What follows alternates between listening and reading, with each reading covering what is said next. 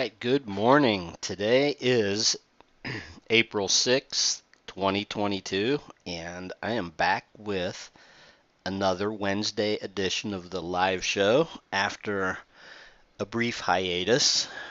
I actually spent a couple of weeks out of town and working from my laptop, and when I got back, I had a bunch of stuff to catch up on, and personal stuff seemed to come up, and so yeah, it's been a few weeks and a lot has actually transpired since the last time I did a show, but I'm back and expect to get back to my regular schedule here. So it was, yeah, it was spring break and I was traveling, all that good stuff. But man, a lot has gone on in the market. um, and let's see, there's a lot to catch up on. So first of all, today is at 2 o'clock, I believe the Fed minutes come out. And so aside from all the geopolitical craziness that's going on, the market is very concerned about the hawkishness of the Fed. And boy, yesterday it seemed like the market was trying to rally early in the morning, and then one of the Fed speakers came out and talked all hawkish. And then this morning, I've seen more hawkish Fed speak, and so it's going to be really interesting to see what the minutes of the Fed meeting are today. And as we know, interest rates are rising. Inflation is kind of out of control, right? I mean, inflation, I think the last actual CPI print was 7.9%. Inflation's probably higher than that. And funny thing is, this morning, my girlfriend she likes to put on the Today Show on NBC, right? And so it's kind of, I never watch that nonsense, but I was filling up my coffee and I happened to see that they were talking about, food prices at the grocery store and inflation. And so that's the big thing. When it's one thing for us that watch the financial markets to, worry about inflation and what the Fed's doing and all that. But when it becomes like, public, um, when NBC on the Today Show starts bringing up inflation and food prices, on their morning show and that, to all the housewives that watch that, then you know that there's a problem. And so, it's crazy because I've been complaining about inflation for years and years and years, even when the Fed was pretending there was no inflation, obviously, because I saw it with my own eyes. Basically everything that I buy has been going up when they said there was no inflation, obviously. And then, I think that they honestly they've created this inflation problem by continuing to just create money and increase their balance sheet, right, from crisis to crisis. But really, what we're seeing now, I believe, is the result of an enormous amount, like $6 trillion that they created during the pandemic is starting to manifest itself. And so, old school economists know that basically creating excess money supply. And I see these crazy statistics, like something like 40% of all the dollars in existence have been created in the last few years or something like that. But anyway, they overshot it. They went crazy when the pandemic broke out in 2020, and in an effort to I guess the market sold off 35%, and then they needed to do something, so they went big. And so now anyway, we're seeing the effects of that amongst the years and years of their balance sheet increasing. And so now anyway, the balance sheet is still increasing, right? And I'm not sure if it's actually stopped increasing yet, but I think it was like a week ago I saw someone pointed out that the balance sheet had still gone up, right? And so just craziness. They left interest rates too low for too long. Um, they pretended there was no inflation when the price of stuff was going up anyway. And that was, that was before the pandemic crisis. And so anyway, now it's out of control. The old saying, once you let the inflation genie out of the bottle. So anyway, it's kind of a mess right now. And they've raised the quarter point, and so they're going to have a tough time. They're going to have a tough time. The only real solution to inflation is a recession, and so interest rates have been going higher and higher, which makes sense because they were at like 5,000-year lows or whatever, and so it's there's going to be some interesting times ahead, right? And everybody's talking about stagflation now, slowing economy, but prices are still high. The insidious thing about inflation is that prices increase and prices increase and prices increase, and then when inflation becomes official, then all these companies can feel free to raise prices again because now everybody knows there's inflation, and so no one's going to blame them for raising prices. And of course, you have the supply chain disruptions that were created during the pandemic that have only gotten worse because of what's going on with Russia and Ukraine. So it's a real mess. And yeah, and I mean, I'm pretty sure that the only thing that's going to bring inflation down is demand destruction. So anyway, all that aside, inflation aside, interest rates have been going crazy. So, and that's another thing, there's just so many pieces to the puzzle and so many cross currents. So this is the 10-year Treasury Yield, right? Which basically is, it's showing you 10-year interest rates, right? And let me zoom back on this chart. That's about as far back as I can go. But yeah, the last time they were higher than this was back in 2018 when, as you recall, the market tanked it was actually down that year. And so the market tanked because interest rates were going crazy.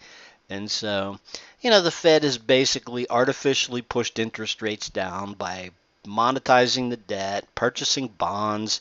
I think they own like some incredible percentage of mortgages too, which is kind of nuts, but that's a whole nother story. So anyway, I saw the other day that mortgage rates, I think it might have been yesterday, mortgage rates surpassed 5% for the first time in years. So, the macro picture is a real mess, right? You got $100 oil, roughly. I think it's actually, it's 101. I just looked over at CNBC. You got $100 oil. You got 8% inflation.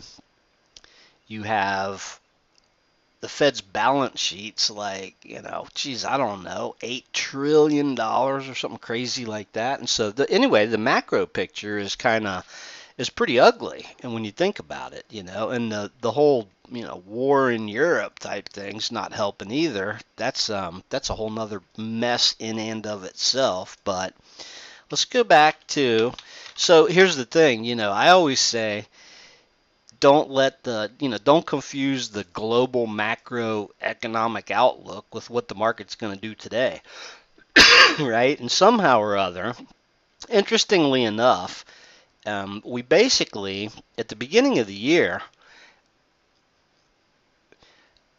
trading-wise, we managed to sidestep the sell-off, right? We weren't really getting any good setups, and it was very slim pickings, and so basically, from here to here, we managed to sort of sidestep the entire sell-off. Unfortunately, this last this rally here that started about the middle of March, just a straight up rally, was kind of crazy, and it wasn't really the type of swing trading rally that set up real well. Things were pretty nasty over here, and we got this. I'm gonna say it was a bear market bounce, right? It's kind of a bear market, right? As of now, or as of yesterday, I mean, the S&P was only 5% off the high, but the backdrop, quite frankly, the backdrop of the Fed reducing its balance sheet, like interest rates are going to go up, and y'all might remember the old saying, three steps and a stumble, right? Well, we've had one step. And so far we've had one step, and um, and the market actually rallied after the Fed raised rates, but I'm sort of convinced that, or I'm sort of, well, not convinced, but I'm in the camp where this sort of leg up here was, you had the death cross and the market was like probing the lows over here, right? And then you had this death cross and everybody was like crazy bearish and things were looking pretty dire over here, right? And then, of course, I've looked through enough death cross where the 50 crosses below the 200. I've looked at enough of those charts to realize that you got a 50-50 shot that the market rallies back up to the area of the death cross. It loves to do that, right? And I think that, half of this was just a short squeeze, is what I think, because the sentiment hasn't been so bearish in ages, probably since the pandemic when the market lost 35% in a few weeks. So anyway, all we can do now is draw a trend line. I actually, at one point, I had a really steep trend line drawn from this high across these highs here and down here. And when that trend line broke, some participants figured that, hey, there's a buying opportunity in that. And I just think that everyone was positioned in such a way that the second half of this, or maybe it was the first half, maybe the first half was a short squeeze because it was straight up. But this last rally here was pretty extraordinary, and so, I've readjusted my trend line here, which I just did recently, right? And so now we're starting to pull back a little bit, and we're kind of in no man's land here, right? Losing the 50-day moving average today, but you get the 200 there, or I'm sorry, I got them confused. You're losing the 200-day moving average today, but the 50-day is like kind of right down here, and it's starting to slope up. So, what I wanted to look at, let's look at something here. SPX A50R, and I got to change this to a line chart. It's kind of interesting. Kind of zooming in on the near term here.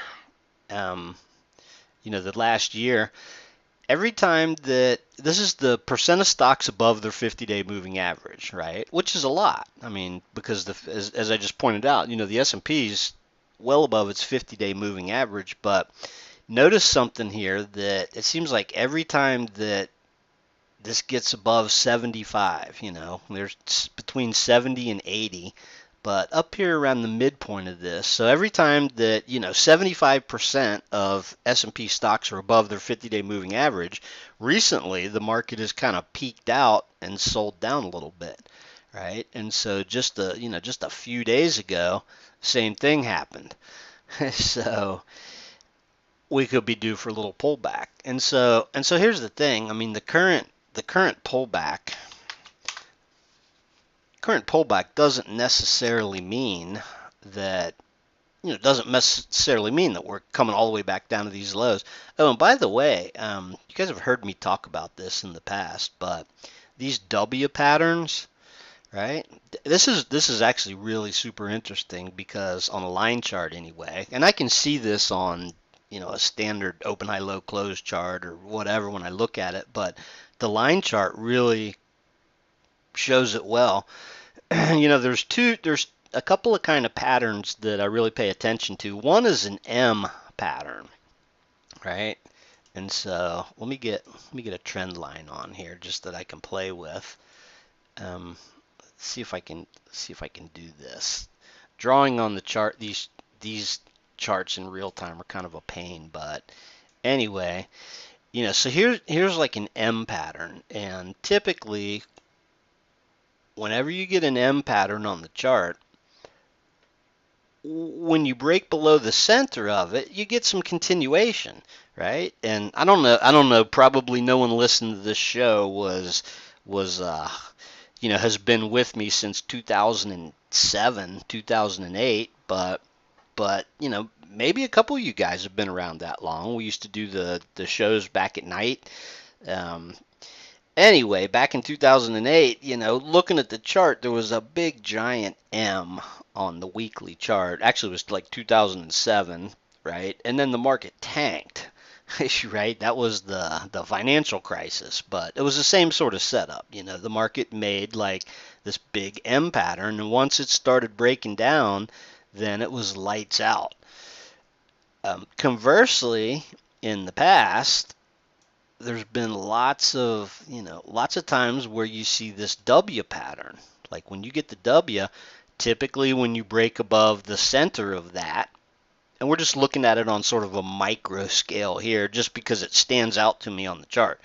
But as much as the W patterns are even trickier, and I've talked about this a lot in the past, but the tricky thing about the W pattern is typically, you've had a big sell-off and you get a bounce, and then you sort of retest the lows, and then when you start to rally, the sentiment is still really negative, and usually the news is still bad, and you think, well, we're going to get a little bit of a rally and continue lower. But I've seen enough of these W patterns to where you can practically, and this holds true for like the market and individual stocks and on multiple time frames, but generally speaking, when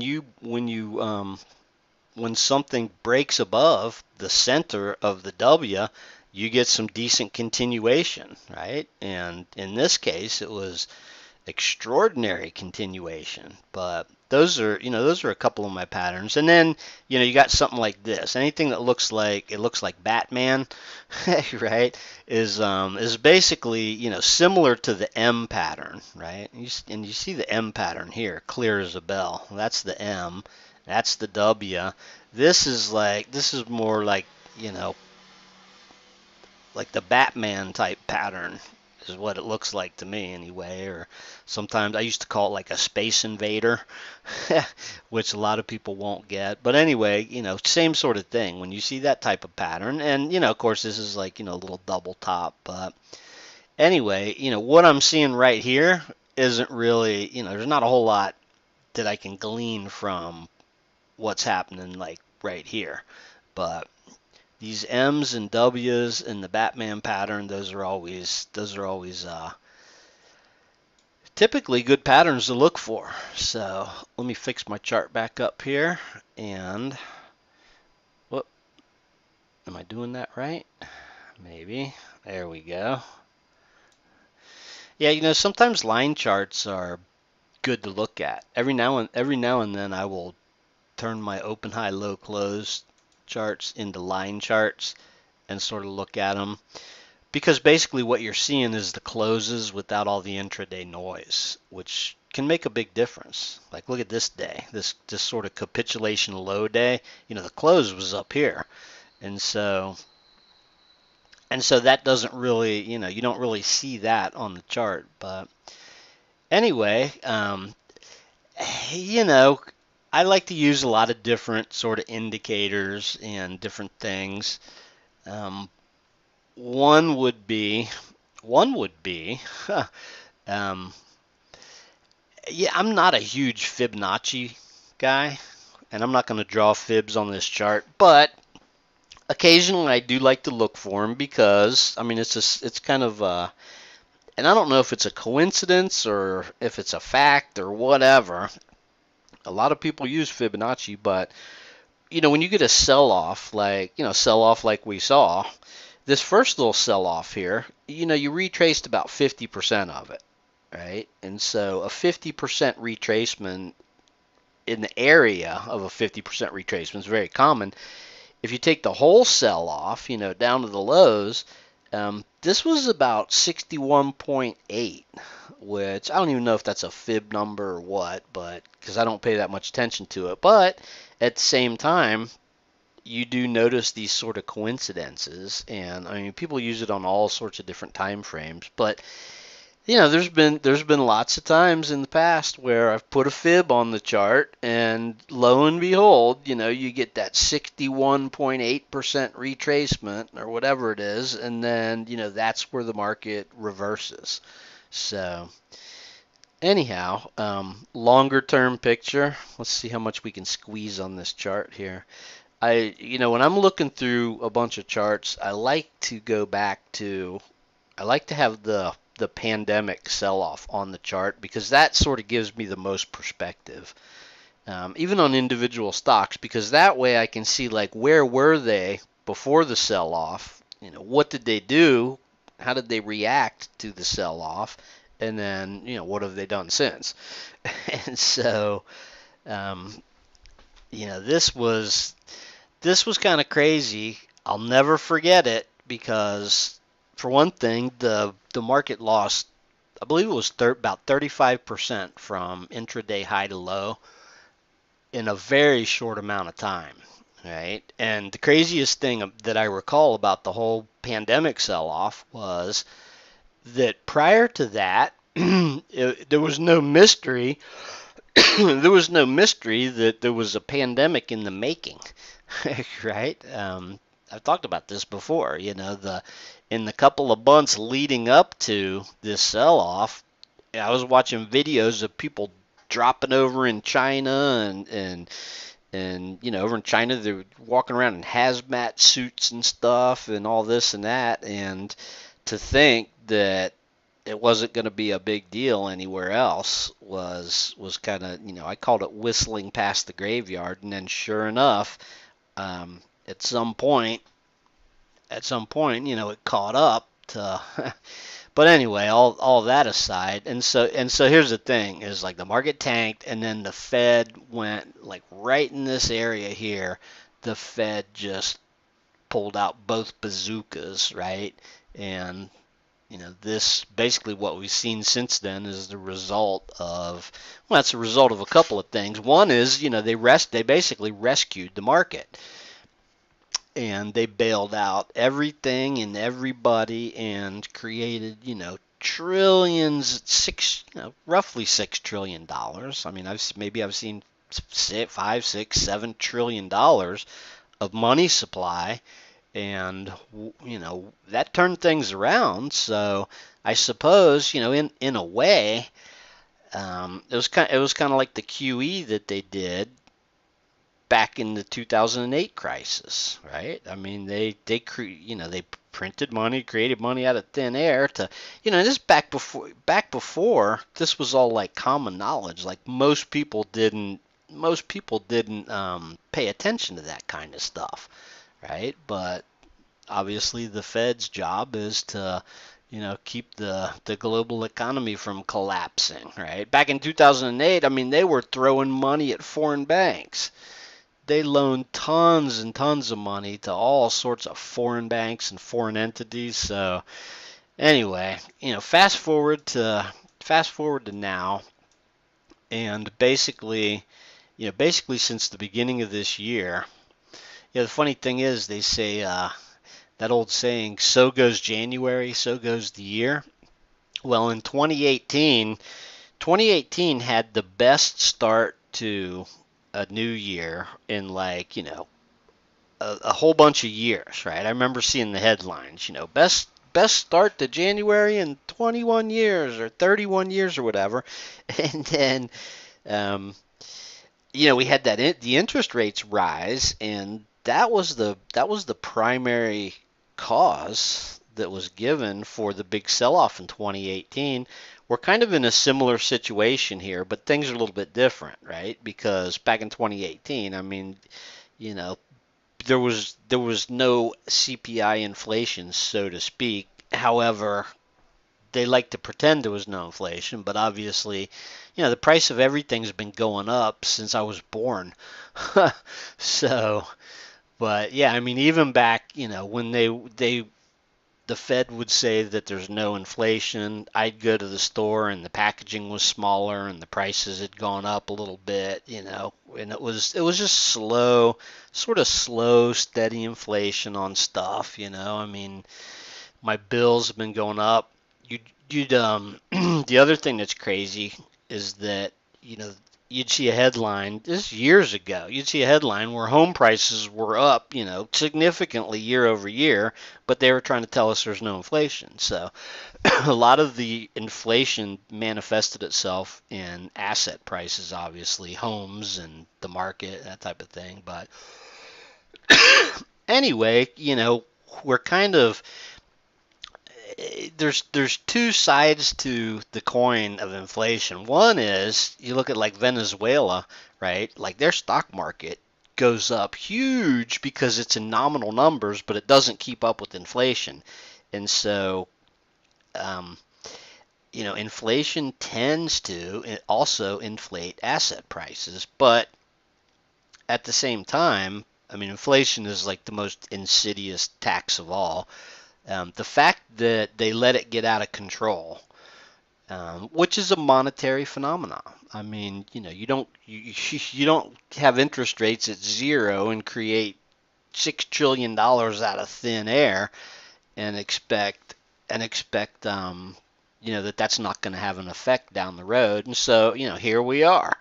Here we are with all that excess capital sloshing around is starting to manifest itself in real inflation. But anyway, besides that, you saw the interest rates, right? And so basically the Fed is embarking on an interest rate hiking cycle, and now they're saying crazy stuff like 9 rate hikes, and um, come like next month's meeting in May, I think that they're expected to raise 50 basis points.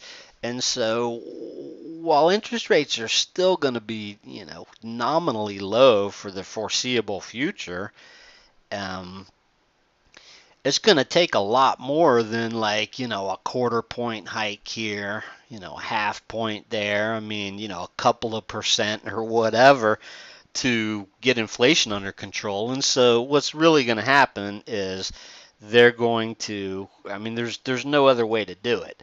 They're basically going to have to, you know, they call it like engineer a soft landing, but there's no soft landing. I mean, in order to get inflation back under control, they have to be aggressive. Once they start shrinking that balance sheet, then, to me anyway, the Fed's balance sheet has been expanding since 2008 crisis, and so that's the biggie there.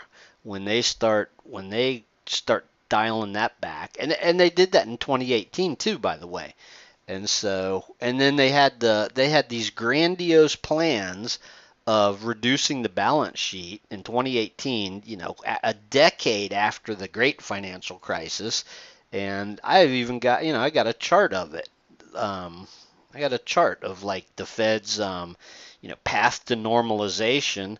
Well, and the first sign of trouble, right? At the end of 2018, they just totally abandoned their plans to reduce the balance sheet. So it's going to be interesting to see what they do this time.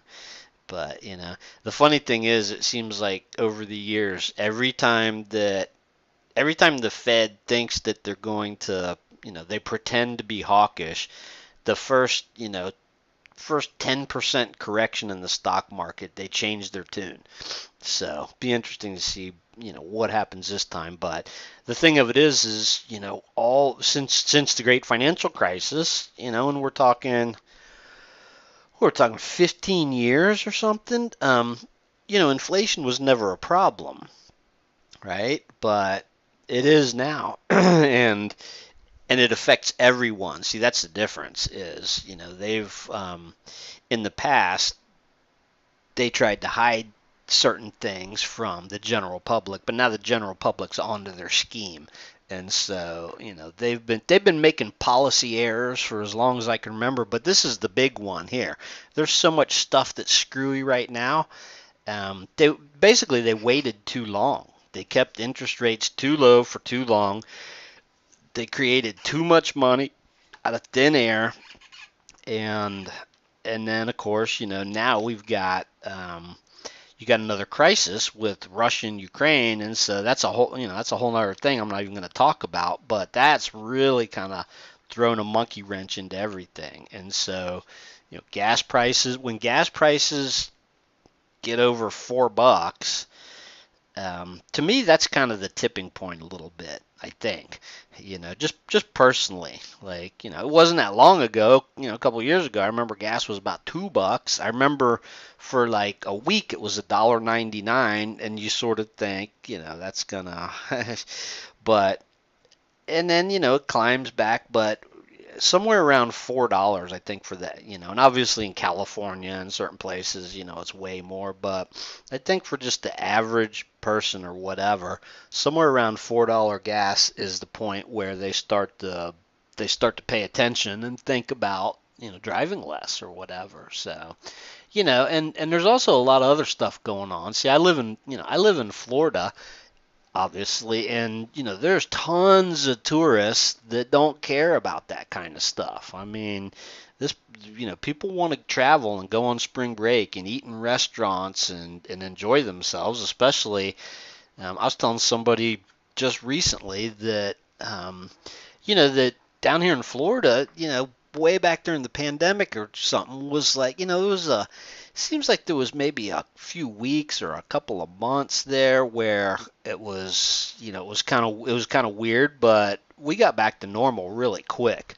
All right. Other than wearing face masks in the grocery store and Walmart and the stores, everything pretty much got back to normal really quick. But there's a lot of places where, people had lockdowns and all this stuff, and so anyway, they want to come down here to Florida and enjoy themselves. And after a couple of years of all that pandemic stuff.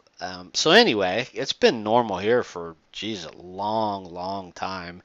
And when I flew recently, and let's see, I took 4 different flights.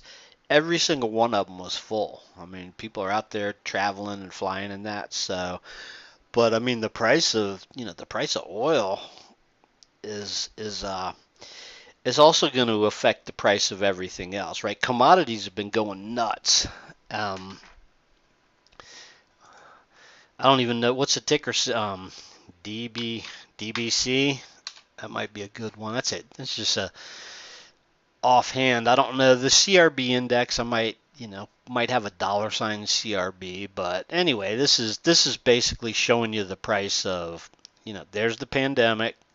Right. It's always a good idea to have that on the chart when you're looking at anything, because it just provides a little perspective. Basically, the perspective, more so than the sell-off, the perspective about where it was, prior to the pandemic. Right. That was the pandemic sell-off. So anyway, this is a commodity tracking index. So there's your inflation. DBA, agricultural stuff, same sort of thing.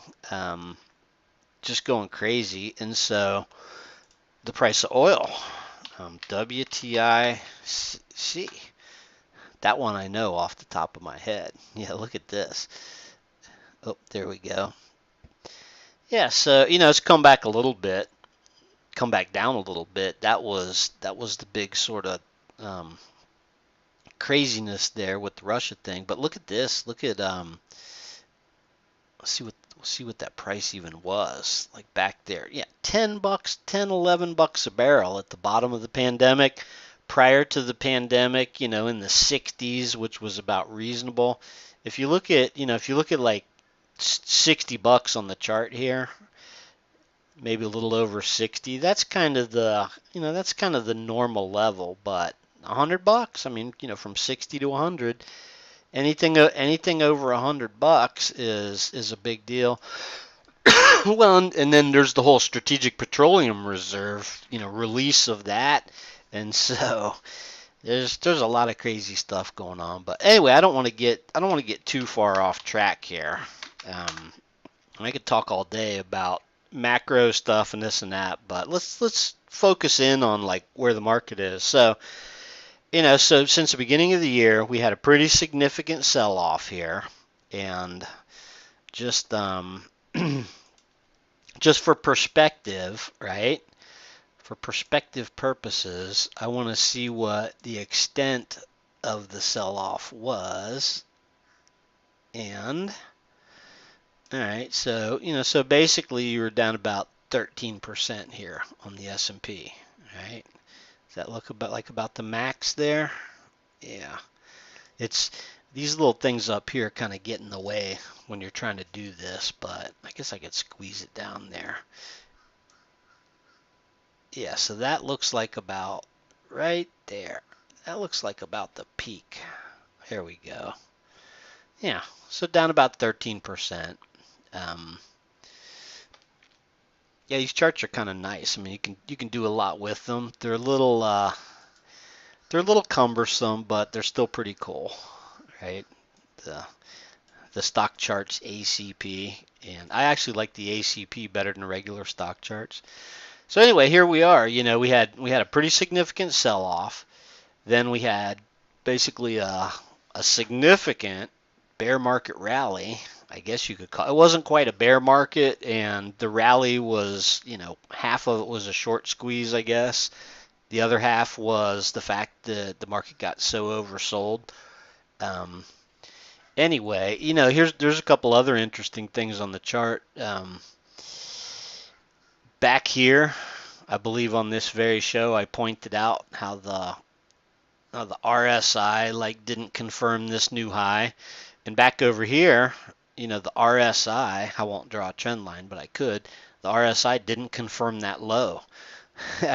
Right? So it's just kind of interesting. And I don't take anything like that as gospel. It's just basically, it's like little pieces of a puzzle that all these different technical indicators, little pieces of a puzzle that you can sort of put together to get an idea of what's going on.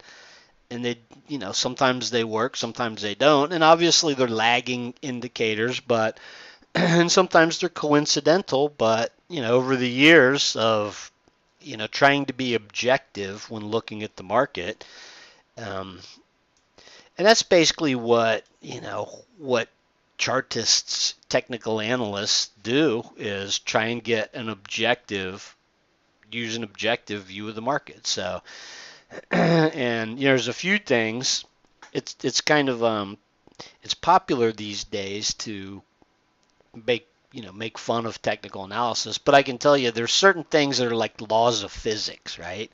So I draw this trend line across these recent high, across the high and this high, and just like a law of physics, I can say that there's no way that the market's going to hit a new high without moving above that trend line, right? And so, I mean, that's just, yeah, you could just get it. You could ask a child.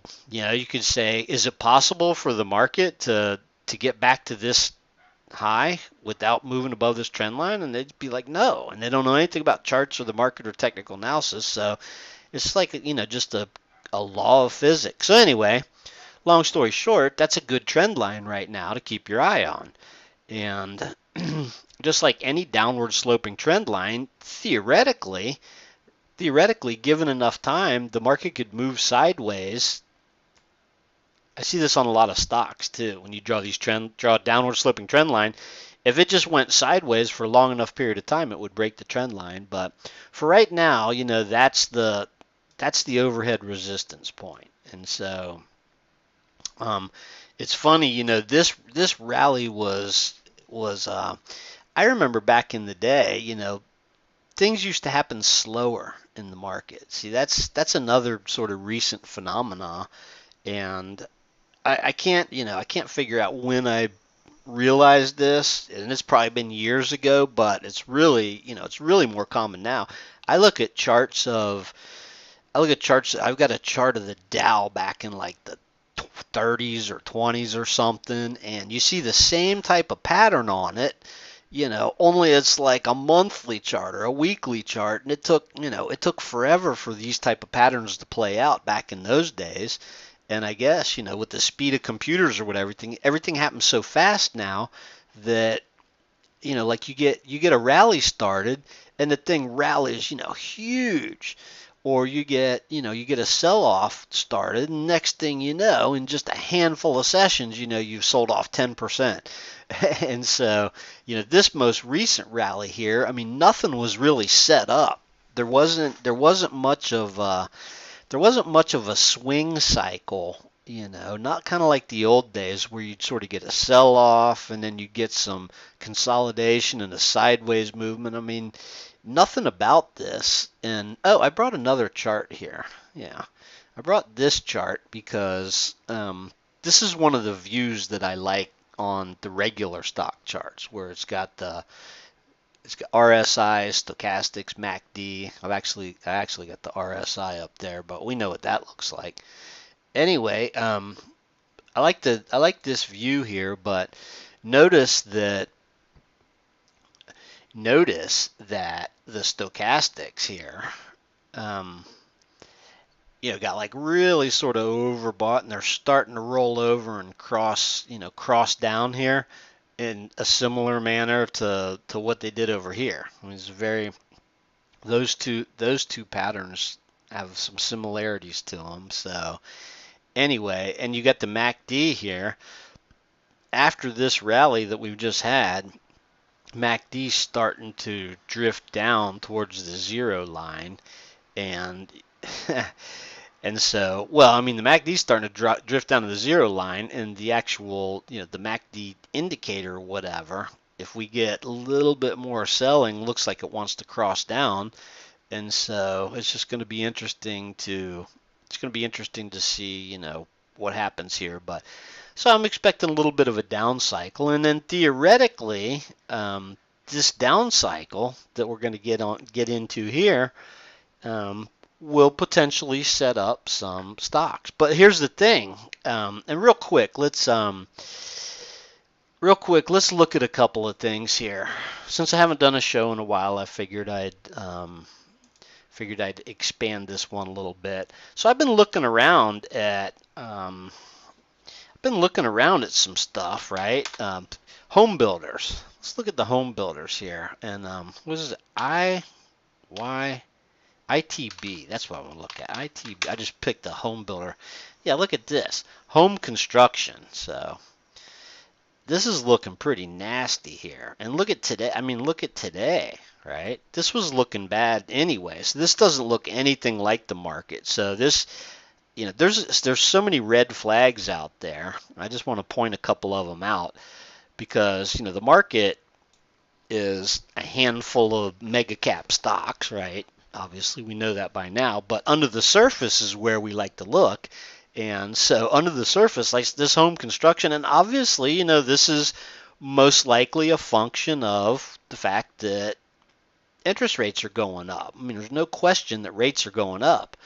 And, and so now, and also the price of materials, right? I mean, you guys remember earlier in the year, price of lumber going crazy and people making jokes about the price of 2x4s and stuff. So, and that ties into the inflation thing. But anyway, so, now that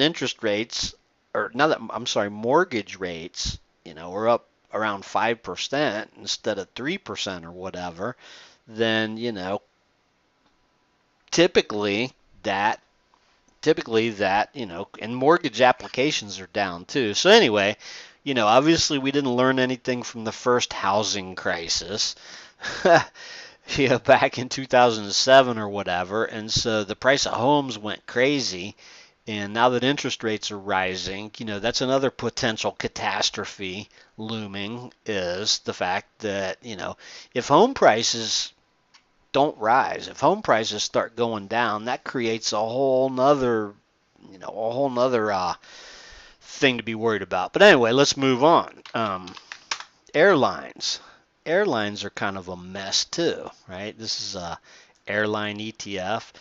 So, there's the pandemic sell-off. It was basically collapsed, and then there's the rally. But, look at this thing. It's, and you look at individual airlines, they collapsed, and then they recover a little bit, but they're still, and quite frankly, with jet fuel prices and fuel prices so high, and even though people are traveling a lot, I mean, these things are nowhere near the high. So here's something else under the surface to look at. The financials, right? So interest rates are rising, but, the financials have been looking a little rough here recently.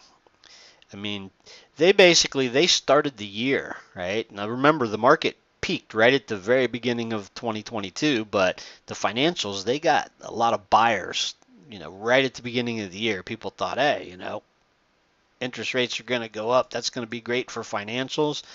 And then, of course, the what's happened since then, big sell off and then a recovery and then a bigger sell off and a smaller bounce, and now they're looking pretty nasty. So, you got home builders, airlines, financials. Yeah, there's a lot going on under the surface. A couple other sectors, obviously oil and energy. So there you go. XOP. I probably ought to be looking at weekly charts on this stuff, but XOP, this quite frankly has a long way to go up. But there's a lot of cross currents too, right? The Biden administration is not exactly friend. As a matter of fact, they're having hearings or something. I don't know if that's today or this week or whatever, but Congress is going to grill the energy executives, And so the policies of the administration are not friendly to fossil fuels, and everything going on has caused the price of fossil fuels to rise. But anyway, there's a lot of potential. Now in the short term, this is pretty extended. A lot of these energy stocks are extended. Look at XLE here.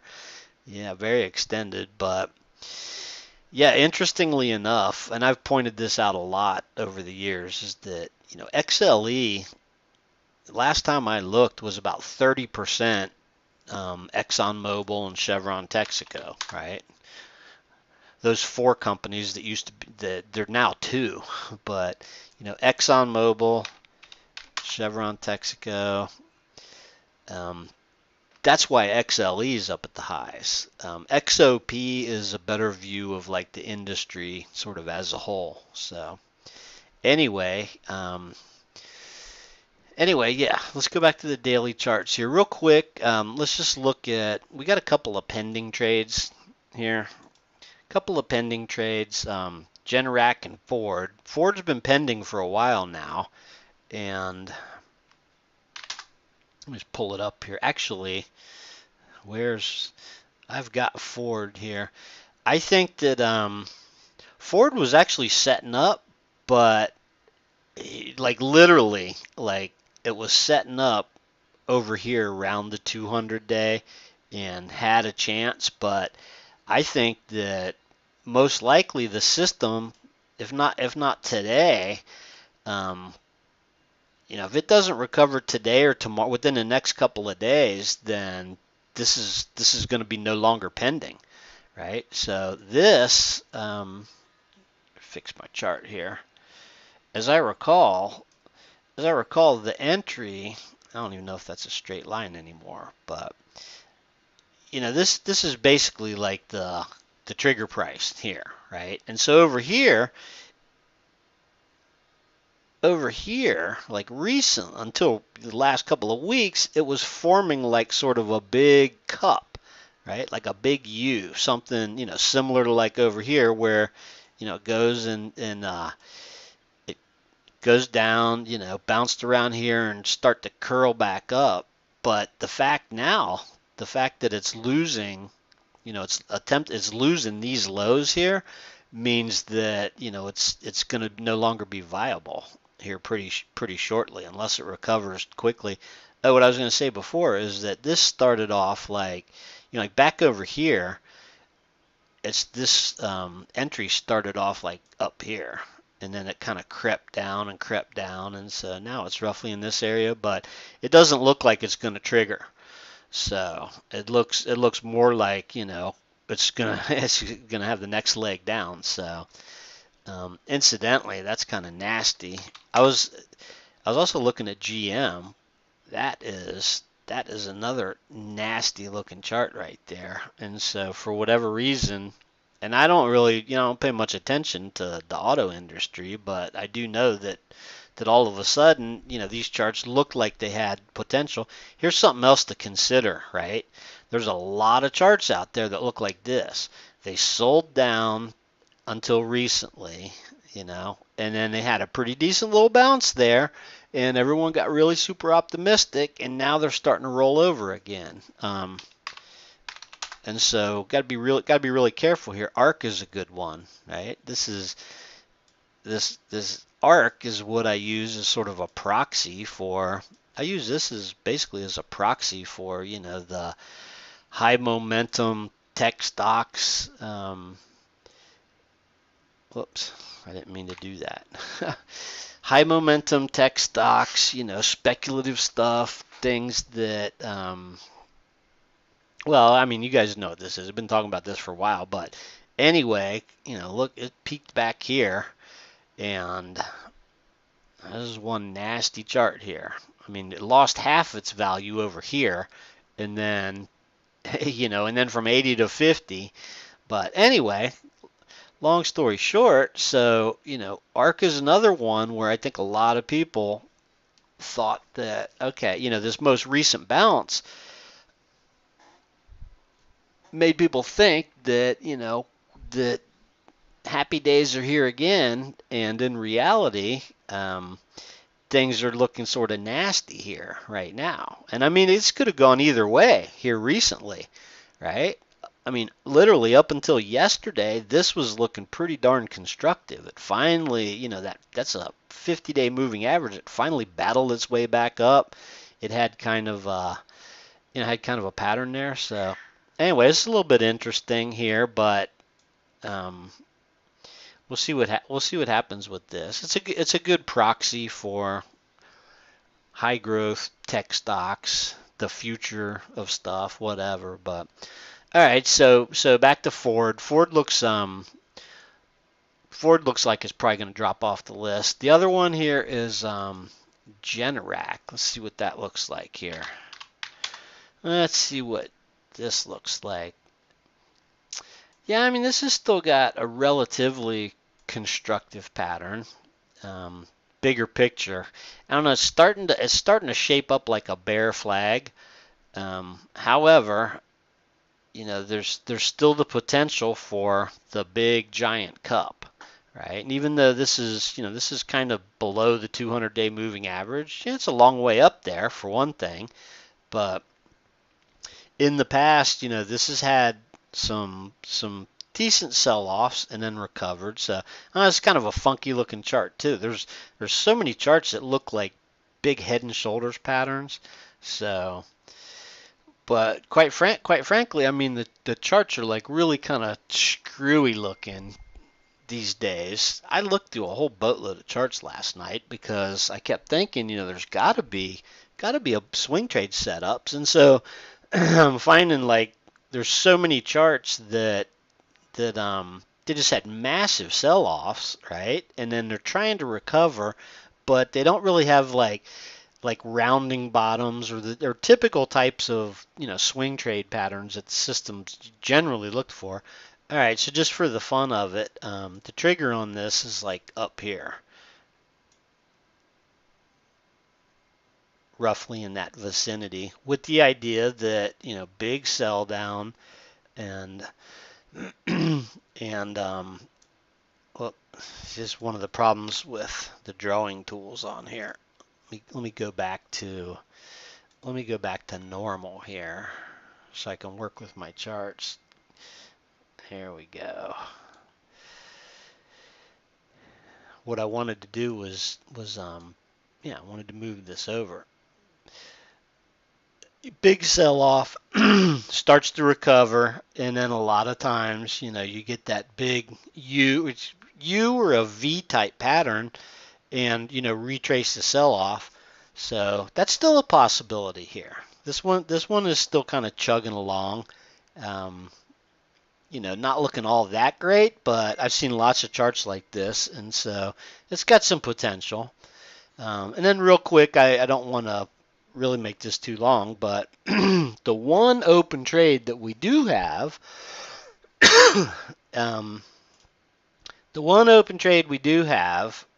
was really looking. I mean, it was looking pretty good there for a little bit, and now it's still looking okay, right? This is still looking okay.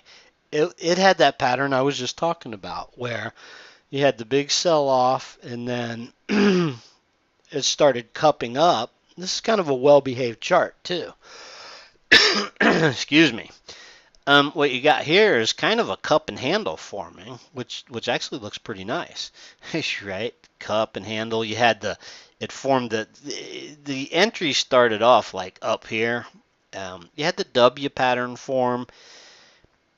Notice it's above the 200-day moving average. It was below the 50, but it just sort of had that. It had a similar sort of pattern to back here, even some other areas, and it still has some potential.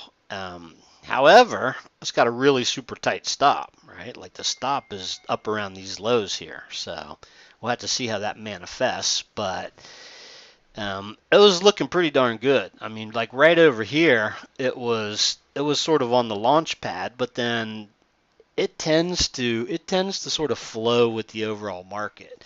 And there's certain days where the market itself, gets hammered, and this does okay, like yesterday, right? And the past couple of days prior to today have been all right for this particular stock, and so this is potentially still a decent trade here, and but just like most stocks, it's probably not going to be able to withstand any sort of a significant sell-off. Real quick, I wanted to look at, and I'll give you a great example here, right? So this was the prior trade. This was a trade that got stopped out, like right here, right? So the market, tanked these few days. This stock came down, hit the stop, but everything about this, everything about this did exactly what we would have wanted it to do, right? And I mean, this was one of the best setups I'd seen in a long time, just sort of based on how orderly everything transpired here. And so we got long over here at 1275, and with the idea that it was going to curve back up, but on the way to doing what we wanted it to, on the way of it doing what we wanted to, the market itself had like a massive, sell-off for a couple days there that took this thing all the way, back below the prior lows, right before it turned around and, informed the cup and even made a new high. So anyway, that's kind of where we are right now. There's some setups out there, and that have some potential, but see, when you're talking swing trades, right, we're talking like, a few weeks to a couple of months or whatever, and, you get these setups, and then if we get a really sharp sell-off, kind of like what happened here, or one of these, then you have the potential of getting knocked out, like stopped out, because it's hard for just about, there's certain days where like, almost every single stock gets taken down with the overall market. So that's just an example. I got some other stocks on my watch list here, and a lot of these, like this is an energy stock, right? And so there wasn't really, wasn't really a setup right back here on this sell-off. A lot of these, it's not really a great. I mean, there's a pivot low, a little bit of a setup, but it wasn't really a ideal swing trade setup. So, the last decent setup on this was this kind of channel break way back here, last year. But there's so many of these stocks, like these energy and commodity stocks. Here's one that looks like it triggered in, back last year, whatever, but kind of faked us out. But there's some setups back at the end of the year, but these kind of ups and downs here these aren't ideal swing trade setups. So as I look down my list here, I mean it's a random tech stock. I mean some of these random tech stocks are just incredible, and so typically the system is not designed to bottom fish, right? I look at some of these like this Roblox. I don't know what makes this such a favorite you know, amongst younger people or whatever. I think it has something to do with games and all that stuff, but anyway, there's a lot of bottom fishing type of setups out there. And maybe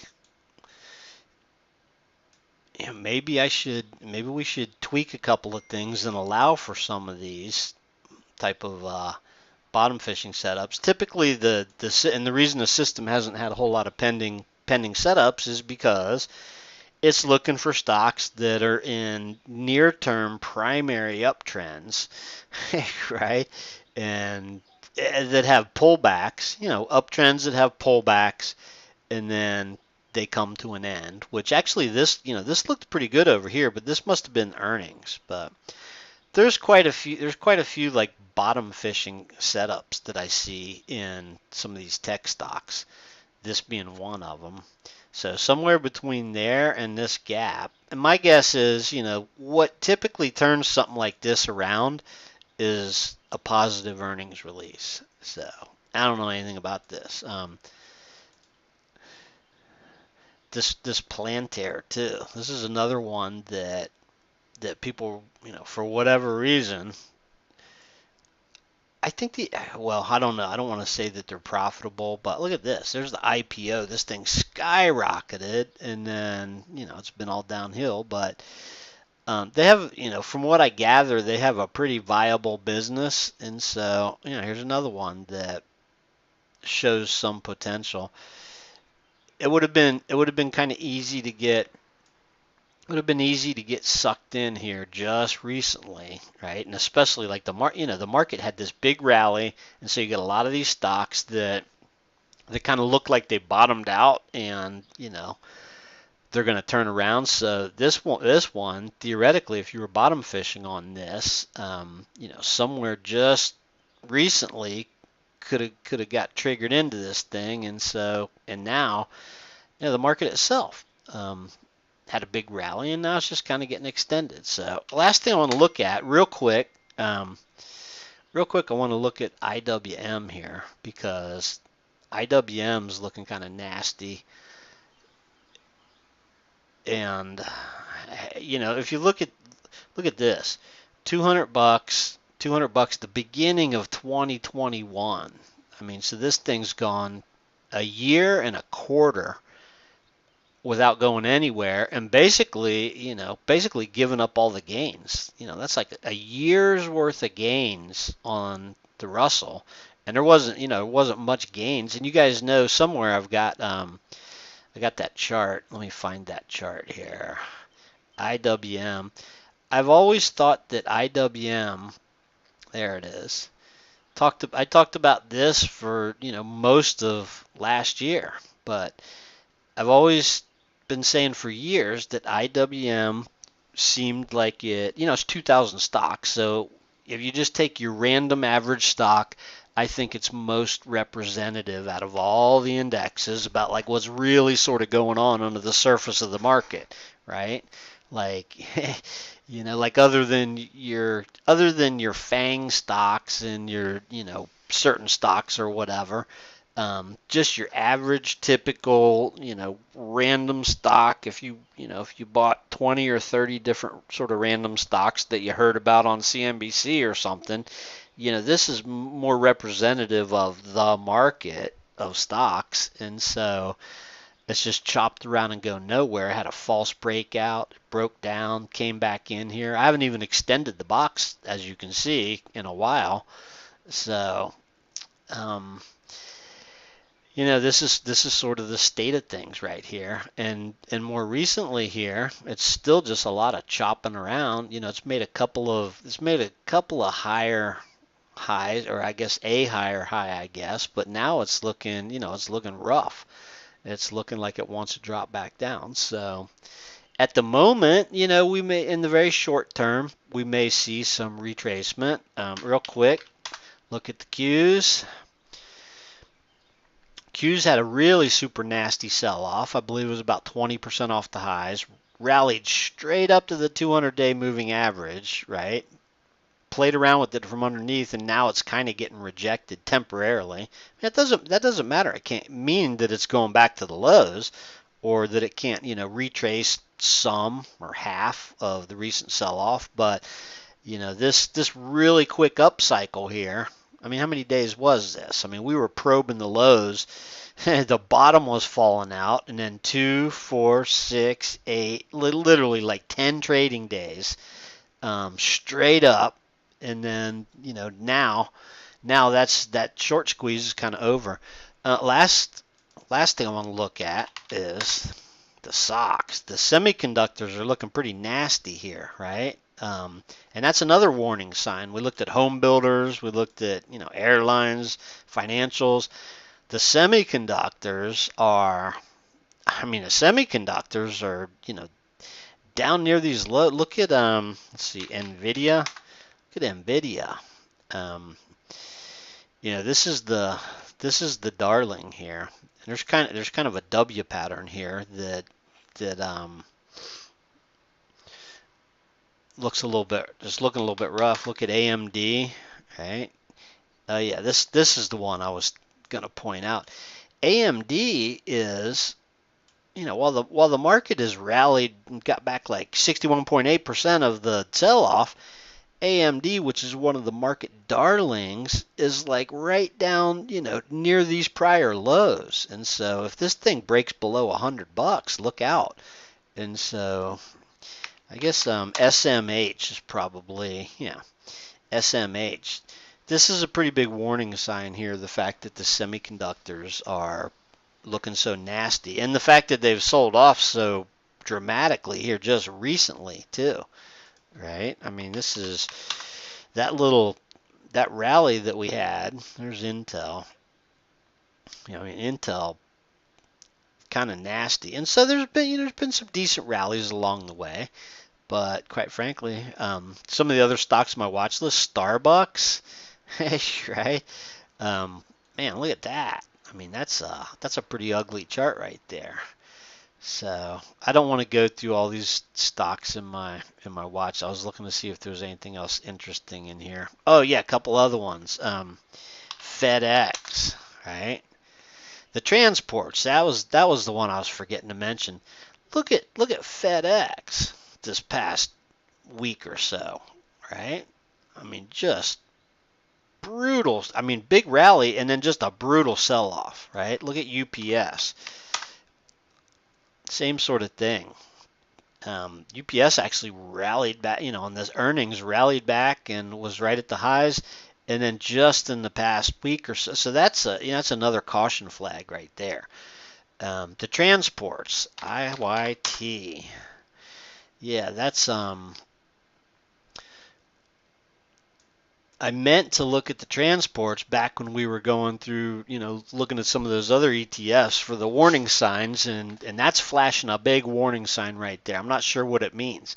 Slowing economy, something. But the fact that the transports are like back down near the lows here is saying something. I'm not sure what it's saying, but I mean, look at this. 5 day. Almost up here back near the highs, right? Back near the recent highs, and then in 5 days, all the way back down around the the recent lows. So this is another one that if these transports break down, if these things break down from this area, look out. The sector that's leading is the utilities of all things. And so I can't, somebody else can explain that. I can't. With interest rates rising, it seems kind of weird that utilities would be leading, but I do know one thing, just from doing this for all these years, is that utilities don't typically lead in a robust bull market, right? As long as we're here, let's look at the industrials. Yeah, industrials, there's a lot of zigging and zagging on these charts. and it's not really conducive to swing trading. Um, this sort of erratic price action is not extremely conducive to swing trading, and so now I kind of understand why the system has been having trouble identifying good candidates. But anyway, long story short, this is also sort of flashing a warning sign. It's kind of nasty looking. This is not as bad as the transports, but or the home builders. So, but yeah, it's kind of weird. Utilities leading. So, all right. Well, anyway, we can talk more about all this and dig more into it next week on the show. Like I say, I took a little hiatus there. I was traveling for a couple of weeks and then had a bunch of stuff going on. And then last Wednesday I had something come up when I was planning on doing the show. So, but hey, I'm back in business here, and just in time for a little bit of a sell down. And that's not to say that this market's just going to sell down, but hey, there's plenty of like really really short-term trading opportunities out there. I see it every day. If you're willing to, get into something for a quick move or whatever, or a few-day rally, or vice versa. But the sweet spot of swing trading is it's just not that environment just yet. It may set up after we get a little bit more of a pullback. We may start to see some charts set up, but we'll just have to see. Maybe a pullback in some of the commodity stocks or energy stocks. That would be ideal. Um, so many stocks out there look they just have horrible chart patterns that they're just not they're not really feasible for trying to say, hey, this thing looks like it's bottomed out and it's about to turn up. So, and we do have earnings season on the horizon too. So anyway, well, hey, thanks for tuning in. I will see you guys back here next week. Same